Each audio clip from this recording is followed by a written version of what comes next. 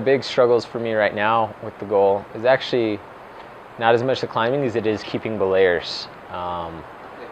And I think that happens for two reasons. One reason is because I'm getting up at 4:45 each day to go climbing before work. I work a 9 to 5 and I have a job. So if I'm gonna be able to reach this goal, it means at least a couple times a week. I've got to go twice.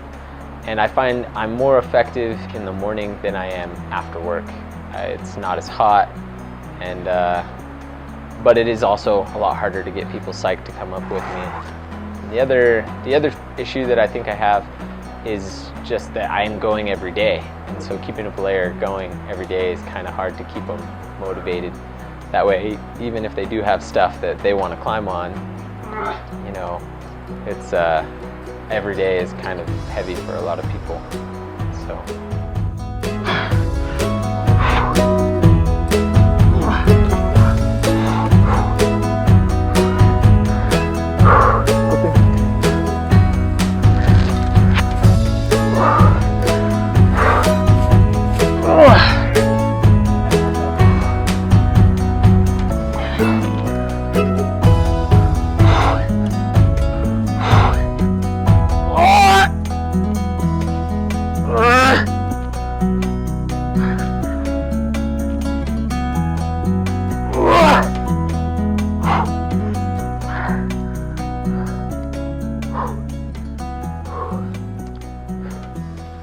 So when I first started the goal, my objective was just get up and go climb as many 512s as I could in a day, and that worked all right for a little while, but it started really beating me up, just, you know, going out every day and beating out my skin until I couldn't, trying to do as many routes as I could in a day. And so I learned that I need to have some other training in there, that I needed to learn a smarter way of doing this. And so I started reading some books on training for climbing by Eric Hörst, both mental training and physical training, and the guy knows what he's talking about. Like, he's really good at what he does. Well, I mean, the beauty of climbing is it's scalable, you know. 12B might be hard for you today, but 6 months from now, a season from now, it might be your warm-up route, and 13B may be the goal. So, but it's also important not to get ahead of yourself. Some climbers overreach and try to jump to a higher level too soon. So I was talking about building a foundation. You know, try to send a significant number, say half a dozen 12Bs, use that to build to 12C and 12D. Build that foundation, solidify it, use that to build to 13A and above. So.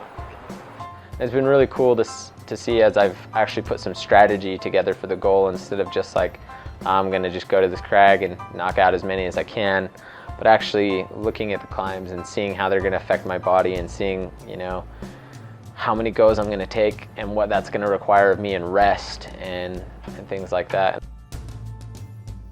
And after working with Eric and learning as much as I could from him and from his books, I really feel so much more empowered to actually do this goal. I definitely feel like I've kind of gotten into a groove, that I'm climbing a lot smarter.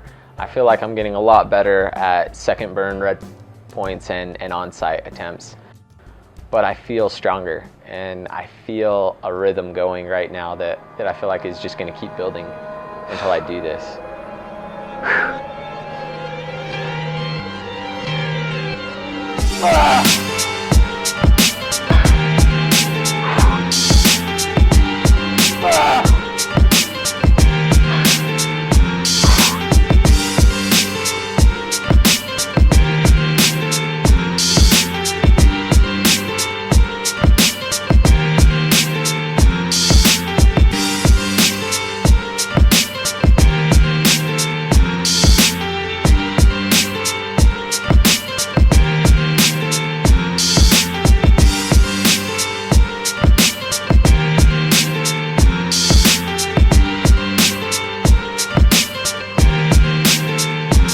Check out our Instagram. It's 3 Peak Films.